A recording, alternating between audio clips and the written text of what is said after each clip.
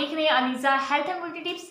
आज आपकी लीज़ा आपको बताऊंगी कि आप कैसे अपने चेहरे को खूबसूरत बना सकते हैं। जी हाँ फ्रेंड्स, ईद आने वाली है, ईद पे हर कोई मेकअप करते हैं। आज मैं आपको बताऊंगी कि आप मेकअप के बगैर भी अपनी स्किन को कैसे सॉफ्ट और यंग और खूबसूरत बना सकते हैं। आपको ईद पे मेकअप की भी ज़रूरत नहीं पड़ेगी। मैं आज आपको ऐसा एक फॉर्मूला बताऊंगी जिसके यूज़ से आपकी जो स्किन है वो यंग, टाइट और खूबसूरत रहेगी। तो फ्रेंड्स, आपने क्या करना है, आप मेरे सामने पड़ी देख सकते हैं वैसलीन का यूज़ आज मैं आपको करके दिखाती हूँ और बताती हूँ कि कैसे आप अपने चेहरे को यंग और खूबसूरत बना सकते हैं। पर उससे पहले फ्रेंड्स, मेरे इस चैनल को सब्सक्राइब कर लें और साथ ही बेल आइकन को क्लिक कर दें ताकि मेरी आने वाली हर नई वीडियो सबसे पहले आप तक पहुंचती रहे। फ्रेंड्स, आपने क्या करना है, ईद आने वाली है, ईद के 10 दिन तकरीबन रह गए हैं। अगर आप चाहते हैं कि आपका जो चेहरा है खूबसूरत हो, आपको मेकअप की जरूरत ना पड़े, तो आप अपने चेहरे पे इसको अच्छे से अप्लाई करें।